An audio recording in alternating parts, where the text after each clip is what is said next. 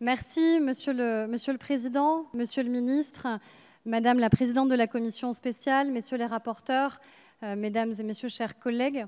Je voudrais revenir avec vous, à cette heure avancée, sur 3 points qui me paraissent essentiels dans le cadre de la discussion générale que nous avons. Le premier, c'est revenir sur l'élément de calendrier.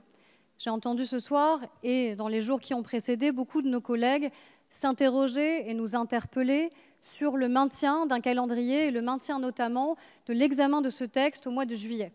Je ne sais pas si c'est parce que vous considérez que l'Assemblée devrait déjà avoir rendu les armes mi-juillet, mais la majorité est très heureuse d'avoir une session extraordinaire qui lui permette d'aller au bout du mois de juillet et de répondre aux exigences des Français sur le travail parlementaire et sur la qualité, mes chers collègues, du travail parlementaire. S'il vous plaît, chers collègues, écoutons l'oratrice. Sur la question du calendrier, il n'y a pas de « ça passe avant » ou « ça passe après ». Il y a des urgences dans notre pays. Il y a d'abord une urgence sanitaire, il y a une urgence économique et sociale qui n'est en rien oubliée par notre majorité et notre gouvernement. Et il y a aussi l'urgence qui est celle de milliers de femmes qui attendent que notre promesse soit tenue. Et cette promesse, elle sera tenue grâce à l'examen et au maintien du calendrier dans le cadre du projet de loi bioéthique. Il y a enfin sur la question du calendrier l'idée selon laquelle nous examinerions ce texte en catimini. Les travaux de notre Assemblée sont publics, rien ici n'est secret, rien ici n'est caché, rien ici n'est tu aux Français et heureusement, c'est l'essence même de notre travail parlementaire. Au sein de la commission spéciale bioéthique que vous avez présidée, Madame la Présidente, avec exigence et responsabilité, nous avons été installés au mois d'août dernier. Cela fait donc près d'un an que nous travaillons, que nous avons auditionné, que nous avons examiné en première lecture, en commission et en séance, en deuxième lecture aujourd'hui, et nous aurons très certainement une troisième lecture au sein de l'Assemblée nationale. Rien n'est caché parce qu'il n'y a pas à avoir honte de ce texte.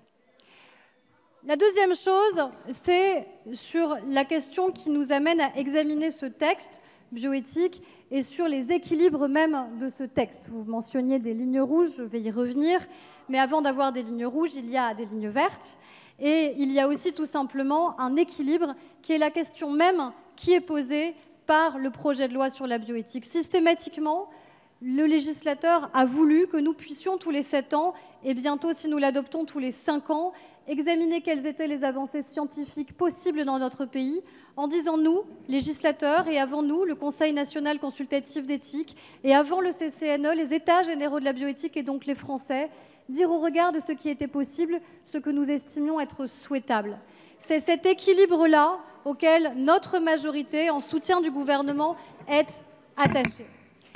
Ces débats, ils traversent la société tout entière et ils traversent tous les groupes politiques. Monsieur Dharréville, quand je vous ai entendu, je crois que j'étais en accord, je ne crois pas, je suis certaine, en accord en tout point avec ce que vous avez dit. Ça ne nous arrive pas sur tous les textes, mais je crois que c'est l'essence même aussi de ce texte et de ce débat que d'arriver à avoir des points d'accord avec des groupes où pourtant d'habitude nous n'avons que peu en partage, si ce n'est la volonté du travail parlementaire et du débat démocratique.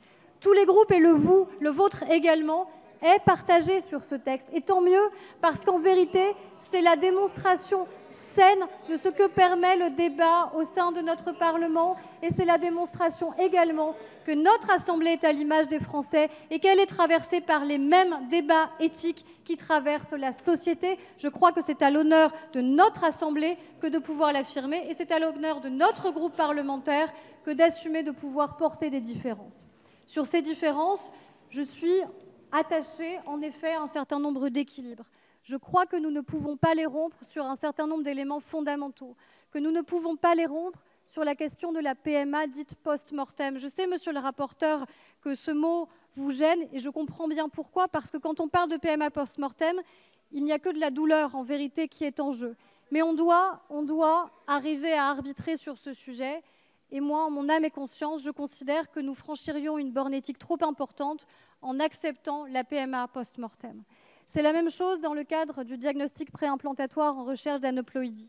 Là encore, et c'est pour ça que nous avons besoin de sérénité dans ces débats, là encore, il n'y a que de la douleur qui existe. Il y a la douleur de couples qui ont parfois échoué dans des procédures de PMA. Il y a la douleur de femmes qui n'ont pas pu aller au bout de leur grossesse. Mais il y a aussi, au-delà de cette douleur, une question que l'on doit se poser sur est-ce que des cas individuels peuvent l'emporter ou non sur un enjeu de société.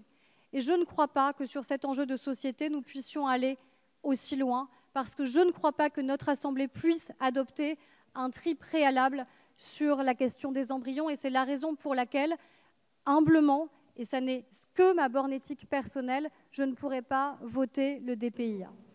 Et puis enfin, et je terminerai ici, c'est mon dernier point, il y a la fierté d'être une majorité qui tient un engagement majeur, la fierté d'être dans une majorité qui permet demain que des milliers de femmes puissent tout simplement fonder une famille, qu'elles soient en couple, qu'elles soient des femmes non mariées, qu'elles soient hétérosexuelles, qu'elles soient homosexuelles, parce que oui, à la fin, ce texte, au-delà de tous les éléments que j'ai évoqués, nous savons bien que ce qui sera retenu par les Français, c'est l'avancée qui aura été permise sur la question de la PMA pour toutes. C'est une fierté de pouvoir le porter au sein de notre groupe et au sein de tous les groupes de la majorité. C'est une fierté d'avoir pu tenir ce calendrier. Je crois qu'il est temps. Il y a des femmes qui attendent et je crois qu'elles ne peuvent pas attendre plus longtemps nos tergiversations et parfois les mots douloureux qu'elles peuvent entendre malheureusement venus de cet hémicycle. Alors à toutes ces femmes, je leur dis que nous sommes prêts et que nous voterons cette semaine avec fierté la PMA pour toutes. Je vous remercie.